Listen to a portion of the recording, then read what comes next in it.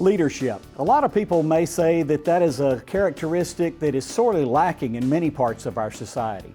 Joining us today to talk about leadership development is Hunter McBrayer with the Alabama Farmers Federation. And for those of you who've watched the show for a while, you'll remember Sydney Phelps, who did our gardening segment for the first several years. Welcome to Simply Southern, both of you. Thanks for having us, Kevin.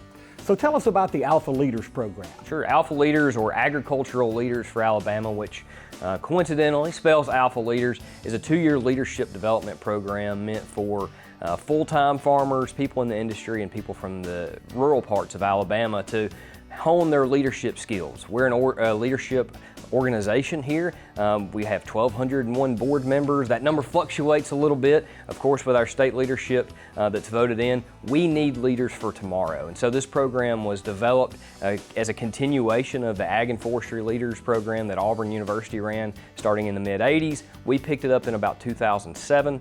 And we've had now in class 6 these groups of leaders that are really focused on making themselves better, focused on professional, personal development, while also learning what we do here at the Federation, how to lobby and talk to people about ag issues, and overall just to make themselves better leaders for this organization and our other stakeholder groups. Okay, now how does the program work? Sure, so it's a 2-year leadership program. We have 6 leadership institutes scattered across those 2 years. 5 of those are here in the U.S., and so those are based here in Montgomery or in D.C. or somewhere else in the state, generally speaking. And then on the 6th one, we kind of have the special. That's the culminating event, you might say, where we take them on an agricultural leadership tour somewhere else in the world. This is the 3rd time that we've been able to take a group outside of the country. We took them to Spain, England, and now we just got back from Brazil a few days ago with this group of leaders to learn about our 2nd largest competitor in the world and a lot of the things that we produce here in the United States. Okay, well, you mentioned you just got back from Brazil. Sydney, what did you think of Brazil? Brazil was fantastic. You know, we got the opportunity to see a lot of different things. It is one of the most similar to U.S. crops. So we got to see row crops, beef cattle, dairy cattle, as well as some smaller co-ops that produce fruit juice concentrate, and then some specialty crops. But ideally, it was just, you know, seeing a lot of similarities and seeing some of the challenges that they have. They're one of our biggest competitors, as Hunter mentioned, but also their infrastructure. Not having rail, not having major highways can be a challenge. So seeing some of their challenges, comparing to our challenges of workforce, it all kind of culminates together.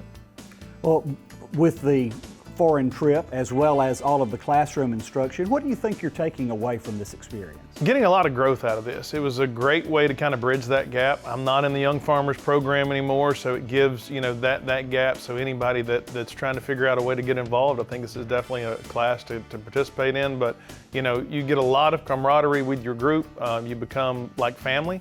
You know, as cliche as that is to say, we get closer. You're spending a lot of time away from our farms and families to be together. But also just the personal growth and development, understanding how the organization operates, as well as the political side of it.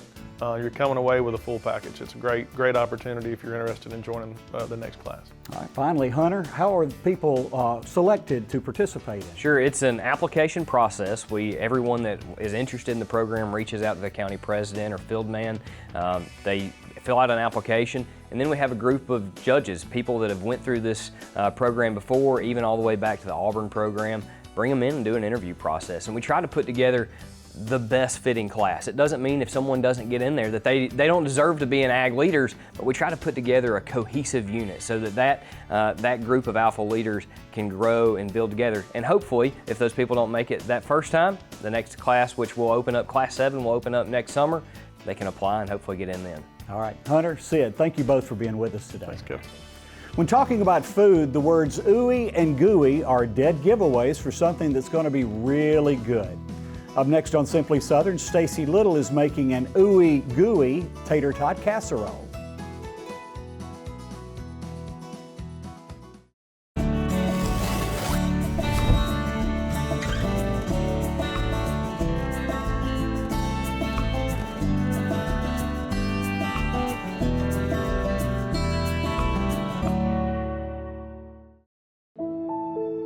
What we eat, what we wear. It all starts somewhere. And if it's good, it usually starts with a farmer. And that somewhere is right here in Alabama. In a field, in a barn, on a tractor. Right now, there's a farmer starting something good for all of us.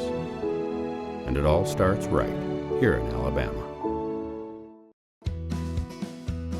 For more Simply Southern, follow us on social media. And while you're online, visit our website, simplysouthern.tv.net. Simply Southern continues in a moment.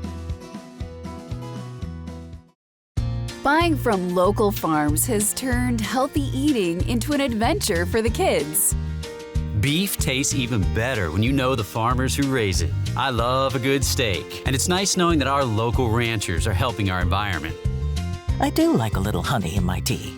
Keeping my money in the local economy by buying from Alabama farmers makes it taste even sweeter. Bring the farm to your home. Discover what's growing near you at sweetgrownalabama.org.